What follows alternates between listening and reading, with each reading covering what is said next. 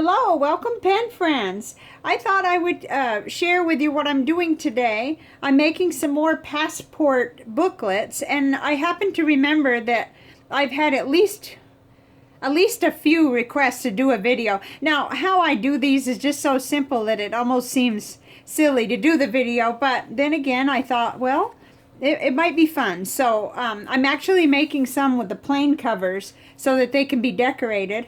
And I'm using the Rhodia paper that I got at the thrift store back when life was like that and we could go places. This is one I made a long time ago from a Pancreatic Cancer Action Network card. And I had some plain paper in it. I can't really remember which paper. It's probably the 28 weight Office Depot paper, but I'm not sure. Okay, so we'll keep it really simple. These are passport size. So the first thing I do is find the simplest way I can to make a cover. So the cover paper always has to be 5 by 7. So the easiest way is if you can find little cards like this that are already 3.5 by 5, but I can't always, or the person I'm making a booklet for, you know, I might not have a card that's appropriate. I did find this really pretty thank you card that only had to be trimmed up a little, but as long as the material's thick enough, and you'll learn that just by practicing around with it, but it just needs to be fairly sturdy. It can't be like the dollar store cards. They're not usually strong enough, at least if you're going to use a sewing machine. But I'll show you my other tools, and if you're going to use staples or the piercing and hand sewing, you could use practically anything, I think. But when you're doing a sewing machine like me, because I'm lazy, you don't want to like cut a groove through it, so you're going to have more sturdy. So I've got two here that I'll show you. This is a larger, just a card that's blank, but it's nice and sturdy, and I've already tried one. I made one and it came out really good. I had it in my hand a second ago. So I mean, it withstood the sewing really easily for me, and it can be personalized by anybody with stickers and paint or ink or whatever you want. So I'm really excited about it because I've got oops, somebody's using the litter box. Good thing there's no smell-o-vision. I've got a bunch of these left over because I was mostly bought those for the envelopes. So the first thing I do is open it and check the sides. This looks like the nicest side, so I will cut this side, and all I'll do is literally just put it on here and find my 5-inch right there. And I'll just cut it. Whoops, I'm working around the tripod. So, and I always save my paper till I'm sure, because I know I'll be saving all this Rhodia. This can make a smaller booklet, and it can also be scrap paper on my desk. These could be bookmarks. Okay, so then I have something that looks like this, and we need to make sure this is 3.5. So we'll find the center point and just put the center point on 3.5. Let's see, it's going to be interesting because I can't see too good, but we'll get it and get that cut. Okay, and then turn it around, do the same thing so that my center point is on the 3.5 spot. Oh, Coco is very busy. Oh, Coco. There we go. Okay, so then all I have to do, I like my squeeze corner rounder for this part. I just round my corners. This one's a little bit dull for doing the paper, but it works really good for the cardstock kind of paper like this. There, so now I've got quite a stack of covers ready. I've got all kinds of them. This was a bird card, a thank you card, and then some of these were all ready. I even had a Christmas card that, of course, it's a little weird. It's upside down in the middle, but I don't really care. But let's do one more, because sometimes what you'll find is you'll find a really cute note card and it'll be almost the right size, but not quite. So I'm not going to worry about the height. I think I measured. This is just a little bit more than 5, but it's so small that I'm not even going to trim the sides. But I am going to trim this part because I do like to find that 3.5. Let's see, that's going to be a little more challenging because It's hard to see where the crease is where I'm going by, not the card markings. That could be a little tricky, but so I'm just gonna take off that tiny little bit. I could leave it, but I'd really rather have that so that it fits into the traveler's notebook correctly. I'd really like to make sure that's as close as I can get it, I guess. So there we go. All right. It's not much, but it's enough. And then when I fold it, I sometimes find out that I've got to correct a little.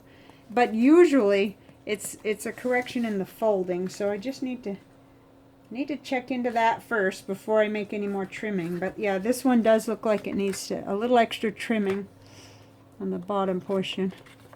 I'm just gonna go ahead and I need to be able to see it better, so this isn't real fancy. Okay, I see what happened. It got a little bit crooked there. So I'm just going to trim that off because I'm pretty sure that's going to do it for me. I'm not really too perfectionist, but if I get to the point where I need to, I'll use my scissors. I'll take it and just do a little more, because I don't want the back sticking out. I don't normally have trouble, but it is really hard working around a tripod, so not being able to see right is tough. Now I've just ruined it.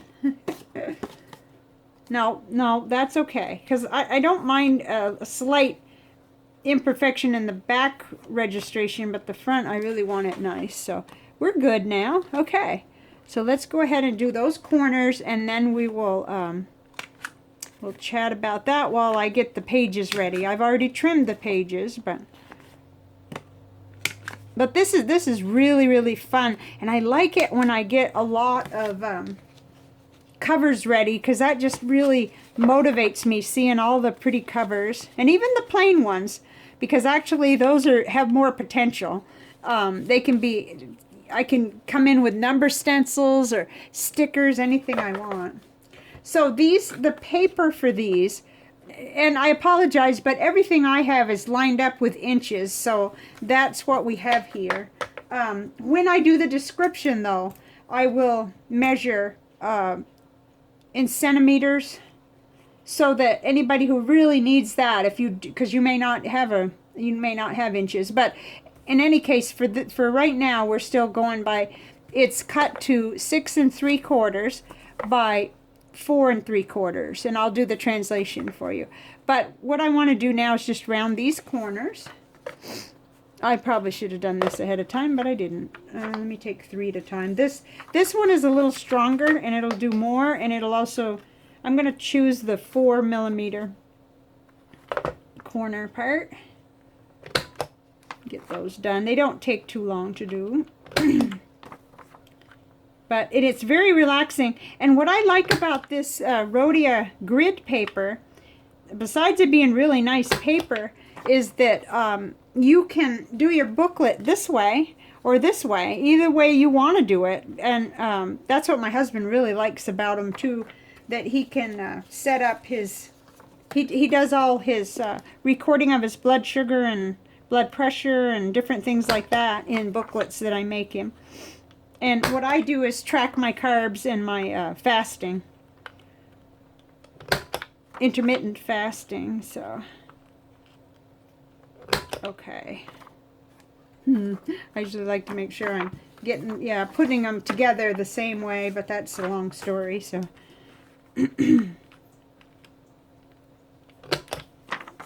just do those ends, and then we'll go over to the sewing machine and I'll show you how I do it, but I'll also talk about the other options, because not everybody wants to put these through their sewing machine, I'm sure, or you may not have a sewing machine. Well, which corner were you? There it is. Okay, what I meant was I really usually keep real good track and keep my corners all lined up so that if they're inconsistent, they're the same inconsistency. So the last step, let's see, which one are we going to do? Let's do this one. These are what I'm going to get back to when I leave you guys, but this is really a pretty one. So what I do is just open it up, and I try to get it centered as well as I can. Okay, and I knew that was going to be just a little, I did a lot of trimming on there, but it's going to be fine. It's not really about perfection. It's just about having a neat little notebook to throw in the purse, and it's fountain pen friendly. That's what we want, right? That's what we want. Okay. So now I'm going to take you over to my sewing machine. We're just going to sew it.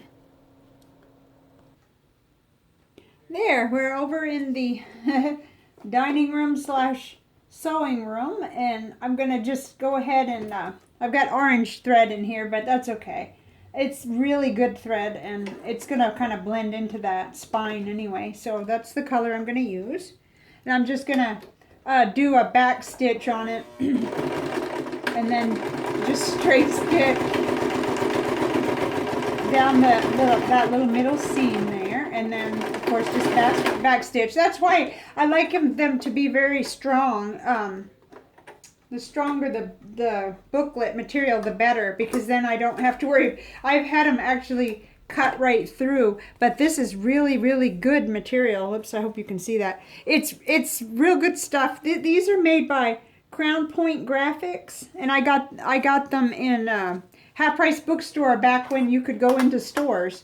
It was just amazing, and I hope we can again someday, because that is my favorite place that I miss, is the Half Price Bookstore. Okay, so that's it. Basically, that's my lazy way of making them, and then I just fold them. Okay, I have some strings to cut, and I don't think Manuel knows I'm doing this. He's on the phone in the other room and really loud, but okay. I'm gonna go ahead and just kind of crease it, but I usually put these under a really heavy book for a while, and then they get nice. So, but that's a pretty nice little booklet. That actually gives you 32 individual pages, which is significant to me because I like my booklets to go for a whole month. I'm not getting very good lighting over here, but my little booklets that I write in, the last time I used the bird one, I like them to last a whole month, so that I can then put the date on the back, and I file them away and I keep them. So there we have it. We've got one. And the little plain one, like I said, it's funny, that feels thinner, but I know I counted the same pages. You actually need 8 of the individual pages that you stack up together in order to get your 32. So that's really, really, really nice. Now, let me talk about for a minute what you can do if you don't use a sewing machine, but I'm going to move the machine so that maybe I can get a little bit better way to show you some of the other little tools that you could use. So I'm going to go ahead and pause it for a minute, and I'll be right back.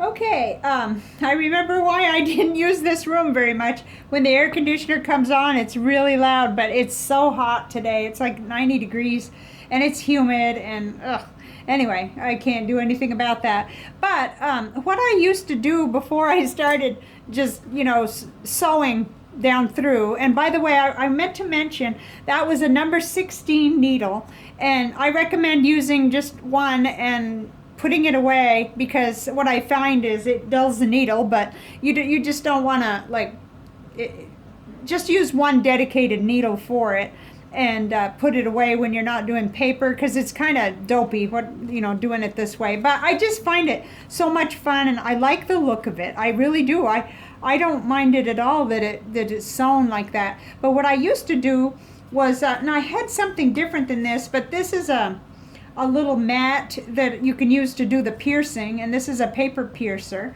But this would be fine. You can just put it like this, and then you can get your stapler opened, and you can do it like this, and I'm not going to do it because I've already done it. But it worked pretty good. And then, of course, you'll pull it out, and you'll just take some sort of a tool, just about anything, even your, probably a flat tip screwdriver would be the best thing to go ahead and fold down your little your staples. So stapling is quite easy and very accessible to anybody. And if you don't have one of these, you could even use your carpet, your flooring. But I don't know if I would really recommend that, but I know people that do that. So then the other thing is, if you don't want to use the sewing machine or the stapler, and you want to do if you want to sew it, there are lots of tutorials. I'm just not the one to do it because I don't understand it as well yet. And it's something that if I could get my patience level and the time right, I would love to learn it, because I have seen people's work who just, make their own holes, and then they use special thread or dental floss, and they do their own binding, and I think that's so cool and something that I aspire to, but I just have found myself juggling so many activities that I haven't yet slowed down to to try that. But you could tell I wanted to, because I got the piercer and I have the right tools. But it's so funny because you would think that I'd have more time now, but in my case, in already kind of living a retired lifestyle, the pandemic is caused me to be busier, and there's several reasons for that, and it doesn't matter. I'm grateful for it, because if I wasn't busy, I'd probably feel kind of bad. I like to have things to do, but it's so weird because I thought, well, what's wrong with me? I should be doing all these things that I don't normally have time for. But no, it just isn't quite working out that way so far for me. But still, I want to do the hand-sewn bindings. And so that's something I'm going to have to put on my bullet journal as a actually setting aside time for it, so that I can enjoy that. But so there's lots of options. You can look up booklet making, and there's people who really specialize in binding and bookmaking. But since I had the request and I knew that I had shown these booklets before and talked about them, but it was buried in a video that probably had a whole bunch of information about the ink samples that I was showing, I decided let's do a dedicated one, and hopefully this either inspired you or helped you to just see my process. You could do this with any size. I have made the pocket size, but I'm totally in love with the passport size, and I use one a month anyway. So ever since I started making my own, I don't spend the kind of money I used to spend on getting the booklets, just every now and then, because there is that Philosophers Guild one that comes out with all these different covers, like the moon cover and the stars and the Canadian passport. So I'll splurge if I'm ever in a half-price bookstore again and buy one of those. But I don't do it as often, because I find that making my own booklets, it feels good. It feels happy. And I like to share them when I can, or when I can slow down long enough to make one. But it's so funny, because if I would just go ahead and get all those covers ready, like you saw, I've got covers, but if I would cut the paper, doing the sewing is literally just seconds. My mother-in-law always used to say, it's not the sewing, it's the preparation, the cutting, the pinning, and all that. So no pinning involved, but I do like those little, these were given to me by a pen friend who watches this channel, so you know who you are, and thank you. I've got more somewhere, and I usually get like 3 ready and sew 3 of the booklets. So, gee, I hope to keep this a little shorter. But hopefully this will help you, like I said, or inspire you, or just entertain you, because right now that's valuable too. So I will see you on the next video, and I hope you're doing well. And let me know in the comments what you think about making a booklet. Have you made some? Because I know a lot of you have. A lot of my friends have made very, very creative, different kinds of booklets, junk journals, all kinds of neat things. And I've been the happy recipient, too, of those. So, okay, have a great evening or day, a rest of your day, and I'll see you next time. Bye for now.